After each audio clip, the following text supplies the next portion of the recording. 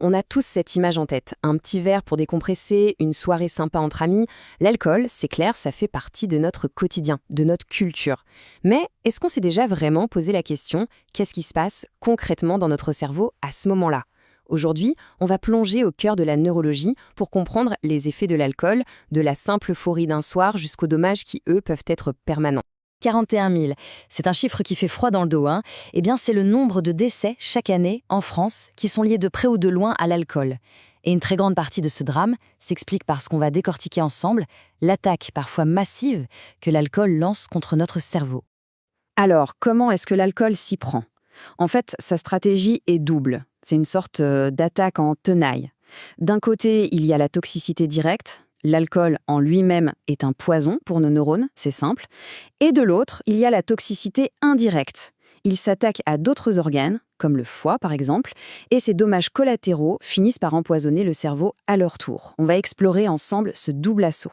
Commençons par le plus connu, ce qu'on appelle l'intoxication aiguë. C'est l'ivresse, tout simplement. Mais que se passe-t-il vraiment dans les coulisses du cerveau, verre après verre, jusqu'à ce moment où on perd le contrôle? En fait, l'ivresse, c'est une véritable escalade, une progression en plusieurs étapes. Au début, c'est l'ivresse simple. L'alcool commence par perturber le cortex et le cervelet, ce qui explique pourquoi le jugement et l'équilibre sont les premiers touchés. Mais ça peut aller très vite. On peut passer à des troubles du comportement, de l'agressivité, puis à des crises d'épilepsie, pour finalement arriver au tristement célèbre coma éthylique. Là, c'est carrément une mise en service du système nerveux et c'est potentiellement mortel. Bon, maintenant, imaginons la situation inverse. Le corps a fini par éliminer tout l'alcool. On pourrait se dire « ouf, le danger est passé ». Eh bien, en réalité, pour un cerveau qui est devenu dépendant, c'est là que tout commence. Une phase souvent bien plus dangereuse, le sevrage.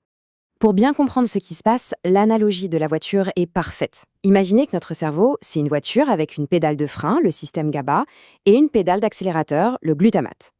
La consommation chronique d'alcool, c'est comme si on passait son temps à appuyer à fond sur le frein.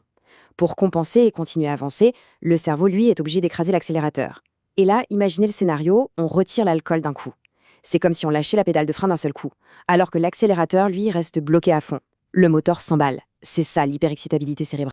Et cet emballement du cerveau peut atteindre un pic absolument terrifiant, le délirium tremens. Attention, on ne parle pas d'une simple gueule de bois, là. C'est une urgence médicale vitale. Le cerveau est complètement en roue libre. Il génère une confusion extrême, des hallucinations, parfois des visions d'animaux, et ça peut entraîner une défaillance de tout l'organisme. C'est la conséquence directe de cet accélérateur bloqué à fond, sans plus aucun frein pour le retenir. Après avoir vu l'intoxication et le sevrage, passons aux effets sur le long terme. Et là, on change de dimension. On ne parle plus d'un problème temporaire de fonctionnement, mais bien de la destruction physique, petit à petit, de la structure même de notre cerveau. Une des pathologies chroniques les plus connues, c'est le syndrome de Wernicke-Korsakoff. Il faut le voir comme une maladie en deux temps, une sorte de drame en deux actes qui s'attaque à ce qu'on a de plus précieux, notre mémoire, notre identité. Et ce qui est fascinant ici, c'est que la cause principale, ce n'est même pas l'alcool directement, non. C'est une carence gravissime en vitamine B1.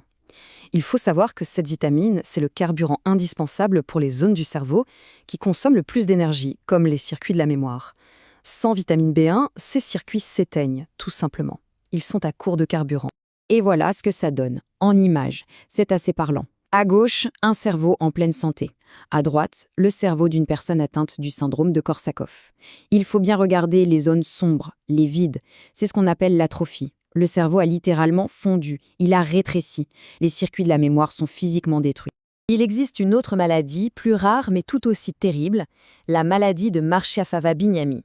Cette fois-ci, la cible n'est pas le neurone lui-même, mais l'isolation de ses câbles. L'alcool s'attaque à la gaine de myéline qui protège les fibres nerveuses du corps calleux, cette structure qui connecte les deux hémisphères de notre cerveau.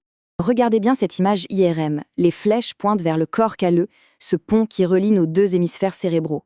Les zones très blanches qu'on voit, ce sont des hypersignaux et c'est la preuve que l'isolation, la myéline, est en train d'être détruite. En clair, la communication est coupée. L'hémisphère gauche et l'hémisphère droit ne peuvent plus se parler correctement. Et ça peut provoquer des symptômes très graves qui vont du mutisme jusqu'à la démence. Enfin, pour avoir une vision complète, il faut comprendre une dernière chose. L'alcool ne se contente pas de frapper directement le cerveau. Il cause des dégâts dans tout le corps, qui, par un effet boomerang, finissent par revenir frapper le cerveau. Ce tableau l'illustre très bien. Prenons le premier exemple, le foie. Quand l'alcool le détruit et provoque une cirrhose, le foie ne peut plus faire son travail de filtre. Les toxines s'accumulent donc dans le sang et finissent par monter jusqu'au cerveau, l'empoisonnant. C'est ce qu'on appelle l'encéphalopathie hépatique. Et chaque ligne de ce tableau raconte une histoire similaire. Un organe est touché et par ricochet, c'est le cerveau qui trinque. Donc, si on résume, ce qu'il faut vraiment retenir, c'est que l'alcool mène une véritable guerre sur tous les fronts contre notre cerveau. Que ce soit par une attaque chimique directe sur les neurones, en créant cet état d'emballement hyper dangereux pendant le sevrage, ou en détruisant carrément la matière grise sur le long terme, le résultat final est le même. Une dégradation progressive de notre organe le plus complexe et le plus précieux. Et tout ça, ça nous amène à une dernière question, une réflexion un peu plus profonde. Quand on voit ces preuves physiques, cette atrophie du cerveau qu'on peut visualiser sur une IRM, cette déconnexion entre les hémisphères, la mort des cellules, est-ce qu'on ne devrait pas commencer à voir l'alcoolisme sévère différemment? Peut-être moins comme un manque de volonté ou une défaillance morale, et plus comme ce que les images nous montrent, une véritable maladie neurologique, une maladie du cerveau. C'est une question qui mérite d'être posée. Merci de votre attention.